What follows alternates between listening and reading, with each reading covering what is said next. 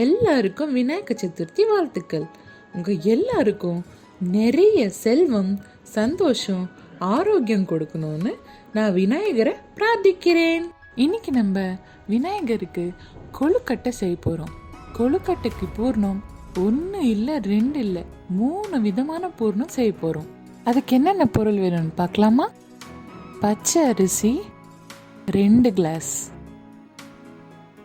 வெல்லம் 1 கப்,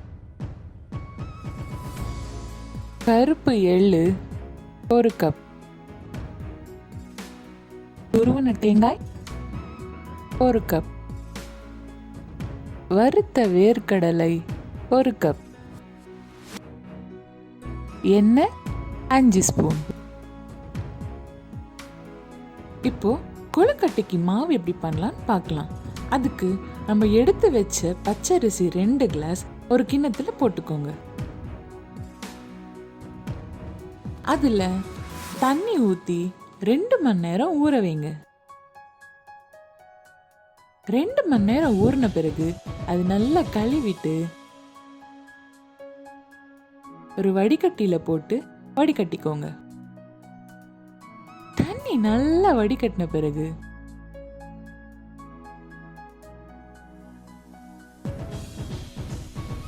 இந்த மாதிரி ஒரு காஞ்ச துணி மேல போட்டு காய வைங்க. இந்த அரிசி ஃபேன் கீழே காஞ்சாவே போதும். ஒரு 5 to 6 நிமிஷம் காஞ்சா போதும். இந்த மாதிரி பிடிச்சா கொழுக்கட்டை மாதிரி பிடிக்கணும், விட்டா உதிரி உதிரியா வரணும். இதுதான் பர்ஃபெக்டான கன்சிஸ்டன்சி. இப்போ இது ஒரு மிக்ஸி ஜார்ல போட்டு நல்லா இந்த மாதிரி பொடியாக்கிக்கணும். இப்போ இதை ஒரு கிண்ணத்துல போட்டுக்கோங்க.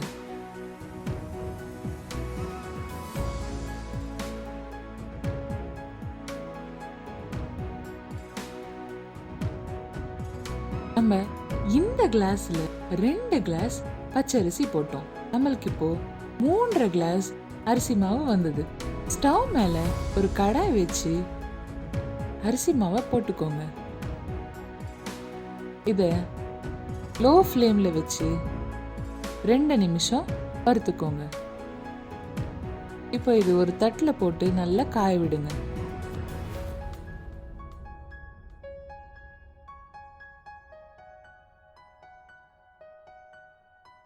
இப்போ நம்ம கொழுக்கட்டைக்குள்ள வைக்கிற ஸ்டஃபிங் பண்ணலாம். அதுக்கு ஒரு பேன் வச்சு எள்ளு 1 கப் போட்டுக்கோங்க. எள்ளு நல்லா 2 நிமிஷம் பொரிஞ்சு பிறகு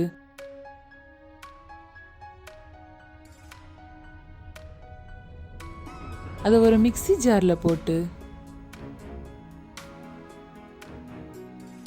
கொரகொரப்பா பவுடர் பண்ணி வச்சுக்கோங்க.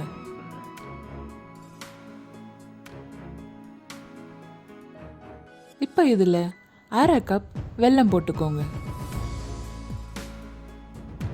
வெல்லம் போட்டு நல்லா பவுடர் பண்ணிக்கோங்க.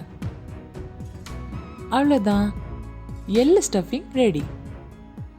இப்போ நம்ம 2வது ஸ்டஃபிங் வேர்க்கடலை ஸ்டஃபிங் பார்க்கலாம். அதுக்கு வேர்க்கடலையை வறுத்து வச்சுக்கோங்க.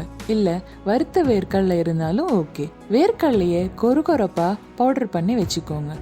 அதில் வெல்லம் ஒரு 1/2 கப் போட்டு அது மறுபடியும் பவுடர் பண்ணிக்கோங்க. அவ்வளோதான், வேர்க்கடலை ஸ்டஃபிங் ரெடி. இப்போ நம்ம 3வது ஸ்டஃபிங் தேங்காய் ஸ்டஃபிங் எப்படி பண்ணலாம்னு பார்க்கலாம். அதுக்கு ஸ்டவ் மேலே ஒரு பேன் வச்சு 1 கப் வெல்லம் போட்டு அதில் 1/2 கிளாஸ் தண்ணி ஊற்றிக்கோங்க.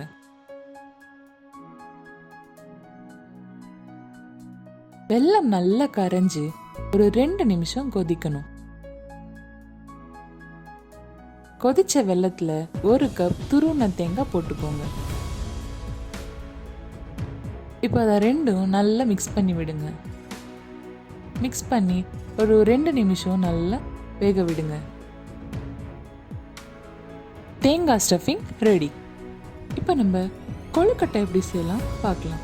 அதுக்கு நம்ம வறுத்து வச்ச மாவு ஒரு கிண்ணத்துல போட்டுக்கோங்க. அதில் 1/2 ஸ்பூன் உப்பு போட்டு நல்லா கலந்து விடுங்க. நல்லா கலந்து விட பிறகு அதில் கொதிக்க கொதிக்க இருக்கிற சுடு தண்ணி ஊற்றி ஒரு கரண்டி வச்சு நல்லா கலந்து விடுங்க. கை அவ்வளோ சூடு தாங்காதில்ல, அதனால ஒரு கரண்டி வச்சு கலந்துக்கலாம்.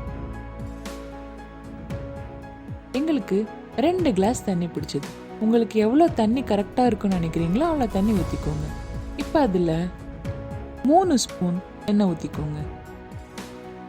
எண்ணெய் ஊற்றி நல்லா சாஃப்டாக பிசைஞ்சு வச்சுக்கோங்க. இப்போ அந்த மாவுலேருந்து ஒரு எலுமிச்சப்பழ சைஸ் அளவுக்கு ஒரு உருண்டை எடுத்துக்கோங்க. அது நல்லா கையில் உருட்டி விடுங்க. கையில் உருட்டி விட்டு நல்லா அழுத்தி விடுங்க. அழுத்தி விட்டு 2 விரலாலேயே அது கிண்ணம் மாதிரி பண்ணிக்கோங்க.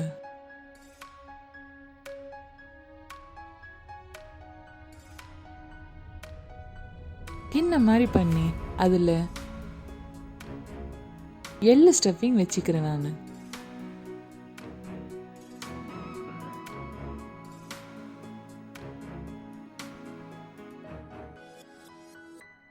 இந்த எள்ளு ஸ்டஃபிங் ரொம்ப டேஸ்டியாக இருக்கும். அது வெறும்னே கூட சாப்பிடலாம். இப்போ அந்த மாவை 2 மடிச்சுக்கோங்க. மடித்து ஸ்டஃபிங் வெளியில் வராத அளவுக்கு நல்லா சீல் பண்ணி விடுங்க.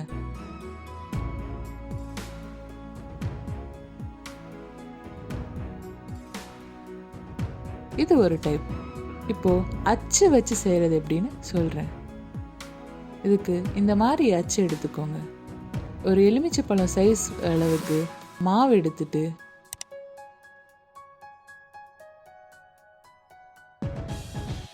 அச்சுக்குள்ளே வச்சு நல்லா அழுத்தி விடுங்க. கைக்கு எண்ணெய் தடவிட்டு அச்சுக்குள்ளே நல்லா இந்த மாதிரி அழுத்தி விட்டுக்கோங்க. மாவு ஈக்குவலாக ஸ்ப்ரெட் ஆகணும். கொஞ்சம் ஜாஸ்தி கொஞ்சம் கம்மின்னு இருக்கக்கூடாது. எல்லா சைடும் ஒரே மாதிரி இருக்கணும். இந்த மாதிரி ப்ரெஸ் பண்ண பிறகு அதில் நம்ம செஞ்சு வச்ச ஸ்டஃபிங் வச்சுக்கணும். நான் எள்ளு ஸ்டஃபிங் தான் வைக்கிறேன். எல்லா ஸ்டஃபிங்கும் இதே மாதிரி தான் வச்சுக்கணும். இப்போ கொஞ்சம் மாவு எடுத்து அதை நல்லா அழுத்தி விடுங்க. இந்த ஸ்டஃபிங் வெளியில் வராத அளவுக்கு நல்லா அழுத்தி விடுங்க.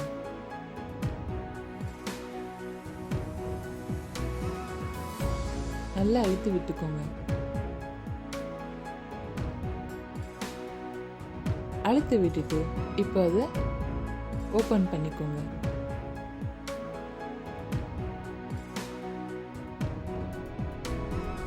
இப்போ நம்ம அச்சில் செஞ்ச கொழுக்கட்டை எவ்வளோ அழகாக இருக்கு பாருங்க.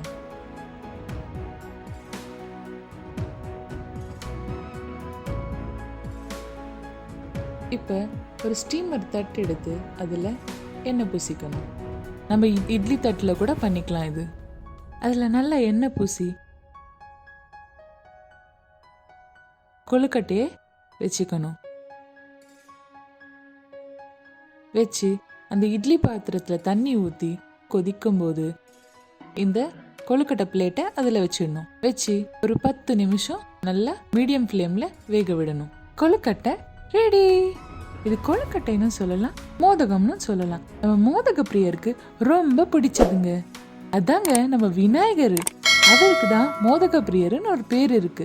108 அஷ்டோத்திரத்துல அதுவும் ஒரு பேரு. விநாயகருக்கு படைச்சு நீங்களும் சாப்பிடுங்க. தேங்க்ஸ் ஃபார் வாட்சிங். மறக்காம என் சேனலுக்கு சப்ஸ்கிரைப் பண்ணுங்க.